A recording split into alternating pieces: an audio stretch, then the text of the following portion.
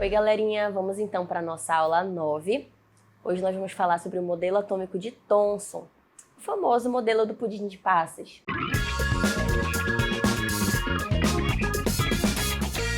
Antes de explicar o experimento que o Thomson realizou, é preciso a gente compreender alguns pontos na história que se referem à natureza elétrica da matéria, bom? Em muitos livros, a natureza elétrica da matéria ela é atribuída ao experimento que o Thomson realizou, mas não foi bem assim, tá? Antes de Thomson, a gente teve, por exemplo, Alessandro Volta, que já estava estudando alguns fenômenos elétricos, e ele foi o cientista responsável pela criação e desenvolvimento da pilha, essa mesma que a gente utiliza nos equipamentos, em alguns equipamentos eletrônicos. É também em homenagem a Alessandro Volta os termos voltímetro, voltagem, volts, tá bom? Então, outros cientistas, antes de Thomson, já estavam intrigados e também tentando descobrir a natureza elétrica da matéria. Thomson realizou um experimento em uma ampola de vidro. Essa ampola de vidro ela é mais conhecida como ampola de Crookes. Então, temos também aí o químico britânico William Crookes, no século XIX. Crookes estava estudando o comportamento dos gases dentro das ampolas, sendo que esses gases estavam sendo submetidos a baixas pressões e altas voltagens. Esse experimento ficou conhecido como experimento com descargas elétricas em ampolas de vidro. E a partir disso é que começaram os estudos também sobre a eletricidade, tá ok?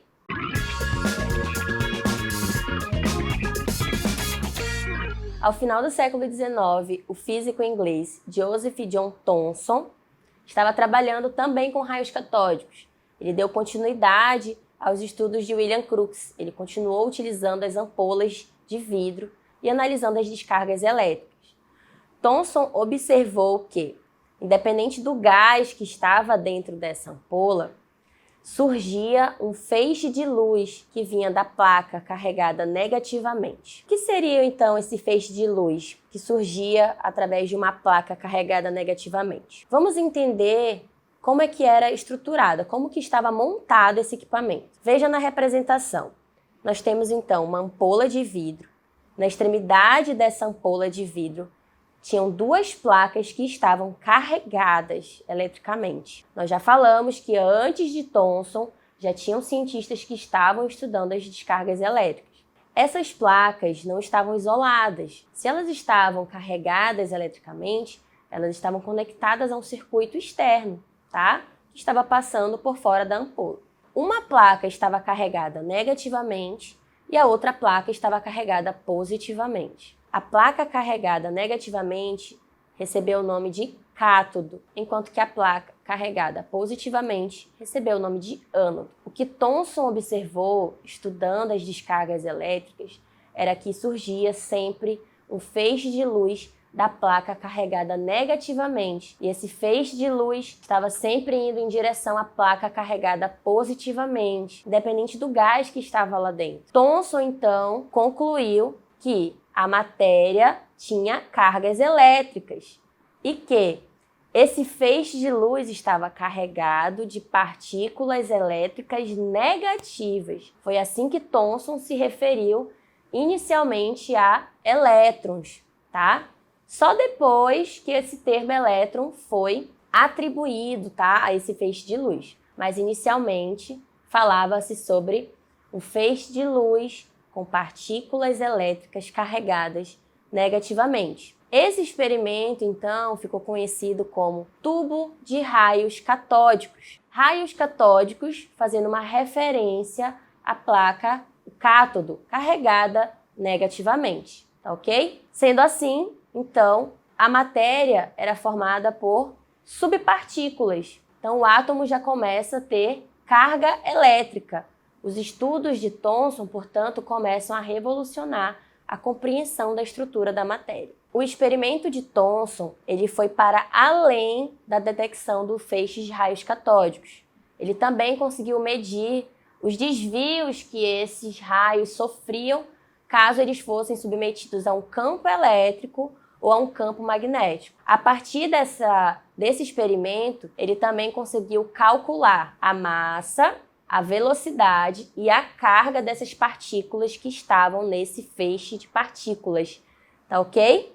Ele verificou o seguinte: quanto maior fosse a massa dessas partículas, maior seria a inércia e, portanto, menor seria o desvio sofrido por elas. Quanto maior a velocidade dessa partícula, menor seria o seu desvio. Assim como a carga da partícula determinava, então, o sentido do desvio em direção ao polo positivo ou polo negativo. Vale lembrar o seguinte: as partículas elas partiam da placa carregada negativamente.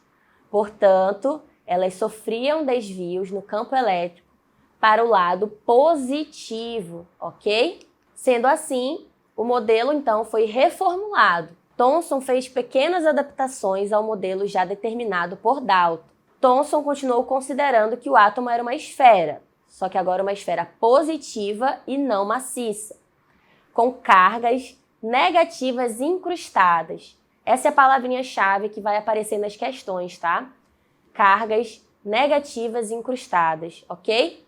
Quando pensamos nessas cargas incrustadas, é bom falar que elas não estão apenas na superfície da esfera, mas sim que elas podem estar dentro dessa esfera. Uma esfera, ela tem dimensão, tá ok? Então, ela tem largura, altura e profundidade, tá? Então, o átomo era uma esfera carregada positivamente. Essa carga positiva estava distribuída de maneira uniforme por toda a esfera, ou seja, igual em todos os pontos dessa esfera. E alguns pontos com cargas negativas incrustadas, ou como alguns alunos gostam de se referir, né? Estavam ali findadas, presas, amarradas nessa partícula positiva, tá bom? Professora, mas o que então, qual é a relação do modelo de Thomson com o pudim de passas? Aqui no Brasil fica mais fácil se a analogia for feita com o panetone, porque o nosso pudim de passas, o pudim no Brasil, ele tem um buraco no meio, devido à forma onde é feito o pudim. Quando falamos de passas, pensamos que essas passas serão colocadas apenas